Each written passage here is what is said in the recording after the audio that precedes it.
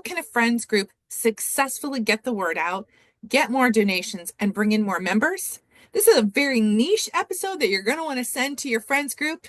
Let's get into it. This is the Library Marketing Show. Hi, everyone. I'm Angela Hursh from the blog, superlibrarymarketing.com. Head on over there, click on upcoming appearances to see where we might be able to meet in person next.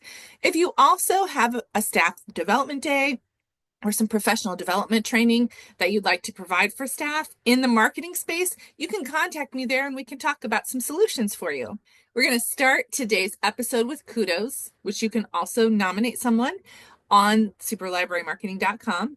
Our Kudos today goes to the Columbus Metropolitan Library in Ohio. Basically, they set up a microphone in their library with a sign that said, "Whisper what you love about the library." And people just walked up to it and whispered and sometimes talked, and in some cases sang what they liked about the library. And it turned out to be a fantastic video. They had a camera set up somewhere so they could record not only the audio, but the video of these folks. It's just an incredible way to do some storytelling, to talk about the impact of the library, or actually to let your patrons talk about the impact of the library. I think it's brilliant. I think every library should do this. So check out the video, and great job, Columbus Metro Library. All right, let's get into today's topic: branding and marketing ideas for Friends of the Library groups. This is a viewer question. Someone wrote in, they're in a friends group with about 20 members, serving a library that has a population of about 10,000 residents. So a small library. And they're very enthusiastic, but they don't have a lot of marketing skills and they don't have a budget. What do you do? Here are some tips from me. Very easy stuff.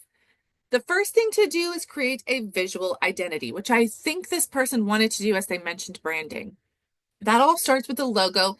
It can be very simple. You can look online and hire graphic design contractors to create a very simple logo for you for not very much money. I would advise you to use the color palette or the branding of the library you serve, or at least use complementary colors to their branding palette.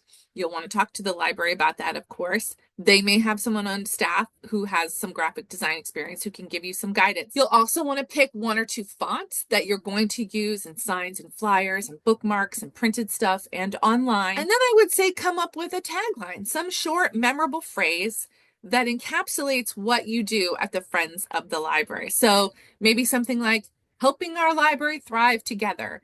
You can use AI to help you come up with a tagline. And then you're going to take your logo and your branding, your new colors, your tagline, and you're going to put it on some merch, maybe some t-shirts that the Friends will wear as they're working in the Friends shop, if you have a shop, or working on as volunteers, so that you can start to get people to recognize that these items are coming from your friends group.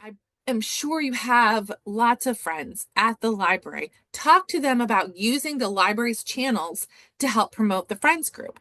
The friends group is doing good work for the library. I can't imagine that a library would ever say no to that. So you might be able to get a mention in their newsletter or on their social media platforms, or maybe a sign in the lobby of the library, or maybe they will even agree to distribute your bookmarks in holds and checkouts. I want you to maybe create a 2 or 3 line elevator pitch and get everybody to practice it and get everybody in the group to be talking about the friends group wherever they go, at church, at school, in the neighborhood, at the grocery store.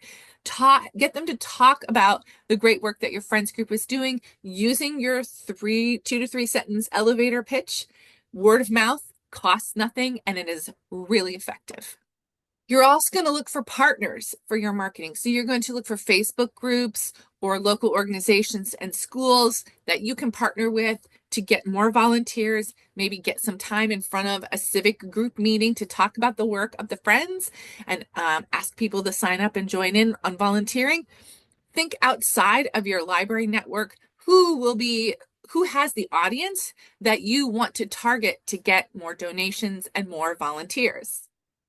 So those are all my very basic tips for no cost branding and marketing, or very low cost, I should say, branding and marketing for friends groups. I am pretty sure many of my viewers have lots of other tips for friends groups out there. If you have something that you think I missed that would be a valuable method of marketing or branding, let us know down in the comments. And that is it for this episode of the Library Marketing Show. But don't you worry, my channel is full of other tips for anyone working in library marketing. Here's the next video. If you want to keep learning, I'll see you there.